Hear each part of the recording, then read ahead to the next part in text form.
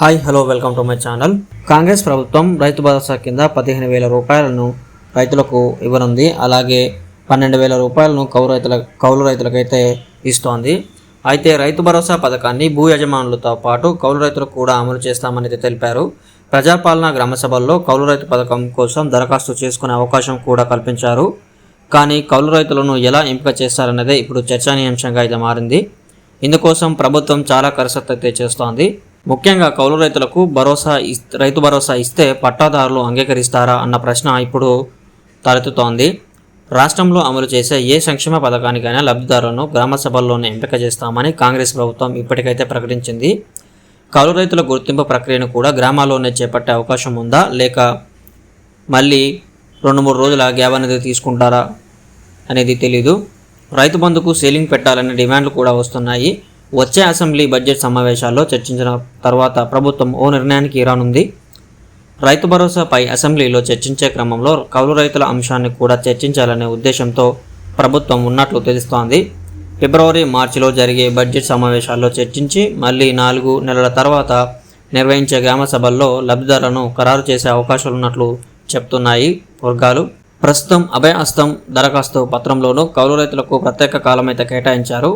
ఎవరికి వారు నమోదు చేసుకునే అవకాశం అయితే కల్పించారు. రాష్ట్రంలో ఉన్న రైతుల్లో 30% మంది కౌలు రైతులు ఉన్నట్లు అధ్యయనాలు అయితే చెప్తున్నాయి.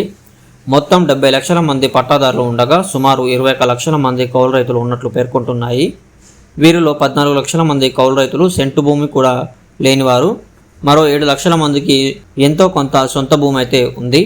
మరికొంత భూమిని కౌలుకు తీసుకొని సాగు చేస్తున్నారు. వీరికి సంబంధించి రెవెన్యూ శాఖ వద్ద కానీ వ్యవసాయ శాఖ వద్ద కానీ అధికారిక లెక్కలైతే లేవు. కాబట్టి రాష్ట్ర ప్రభుత్వం ఈ లెక్కలు తేల్చే దిశగా అయితే పనులు మొదలుపెట్టింది. రాష్ట్రంలో మొత్తం 1.5 ఎకరాల వ్యవసాయ భూమి ఉంది. ఇప్పటి వరకు ప్రభుత్వం ఈ మొత్తం విస్తీర్ణానికి రైతు బంధు పంపిణీ చేస్తోంది. దీనిని ఎకరానికి 15,000కు పెంచితే ఏడాదికి 22,500 కోట్ల నిధులు అయితే అవసరమవుతాయి. 1,000 ఎకరాలకు స్వయంగా పట్టాదారులు సాగు చేస్తుండగా సుమారు 45 లక్షల ఎకరాల వరకు కౌలు రైతులు సాగు చేస్తున్నట్లయితే తెలుపుతోంది. ఈ కౌలు రైతులకు రైతు భరోసా ఇస్తే పట్టాదారులు అంగీకరిస్తారా అన్న ప్రశ్న ఇప్పుడు రాష్ట్రంలో తలెత్తుతోంది. కొన్ని రాష్ట్రాల్లో కౌలు రైతులకు రాష్ట్ర ప్రభుత్వం అయితే పెట్టుబడి సాయంగా అందిస్తోంది. ఆ రాష్ట్రాలు కౌలు రైతులను ఎలా ఎంపిక చేస్తున్నాయి అనే దానిపై తెలంగాణ ప్రభుత్వం అధ్యయనం చేసే అవకాశాలు అయితే ఉన్నాయి. అయితే ఇంతకుముందు ఉమ్మడి రాష్ట్రంలో కాంగ్రెస్ అధికారంలో ఉన్నప్పుడు 2004-2014 మధ్య కాలంలో కౌలు రైతులకు LEC అంటే లోన్ ఎలిజిబిలిటీ కార్డులు అయితే ప్రభుత్వం పంపిణీ చేసింది. ఆ కార్డులు బ్యాంకులో పంట రుణాలు తీసుకోవడానికి ఉపయోగపడ్డాయి. ఇప్పుడు కూడా కౌలు రైతులను ఎంపిక చేసి గుర్తింపు కార్డులు జారీ చేయాలనే ప్రతిపాదనలు అయితే వినిపిస్తున్నాయి. వాస్తవానికి రాష్ట్రంలో జరుగుతున్న కౌలు ఒప్పందాలన్నీ నోటిమాట ప్రకారం లేదంటే ఇరు వర్గాల మధ్య అవగాహనతో జరుగుతున్నాయి. దానిపై స్టాంపు కాగితం పైన తెల్ల కాగితం పైన ఒప్పందం రాసుకునే పరిస్థితులు అయితే లేవు. కానీ ఉమ్మడి రాష్ట్రంలో అప్పటి ప్రభుత్వం భూ అధికృత చట్టం 2011ను తీసుకొచ్చింది. ఈ చట్టం ప్రకారం కౌలు రైతులకు భూమిపై ఎలాంటి హక్కు అయితే ఏర్పడదు. కానీ పంట రుణాలు, పంట బీమా, ప్రకృతి వైపరీత్యాల పరిహారం, ప్రభుత్వ సంక్షేమ పథకాలు కౌలు రైతులకైతే సంక్రమిస్తాయి. రాష్ట్ర విభజన తర్వాత ఈ చట్టాన్ని తెలుగు రాష్ట్రాలు అన్వయించుకున్నాయి. కానీ బీఆర్ఎస్ ప్రభుత్వం ఈ చట్టాన్ని అమలు చేయలేదు. కౌలు రైతులు నష్టపోతున్నారని కాంగ్రెస్ ప్రభుత్వం ఎన్నికల సమయంలోనే ఈ రైతు భరోసాతో పాటుగా కౌలు రైతులకు కొత్త పెట్టుబడి సాయం అయితే అందిస్తామని ప్రకటించాయి. అభయహస్తం ప్రజాపాలనలో వీళ్లకు సపరేట్ కాలం అనేది ఇచ్చారు. కౌలు రైతులు స్వయంగా దరఖాస్తు చేసుకునే వెసులుబాటు కూడా కల్పించింది.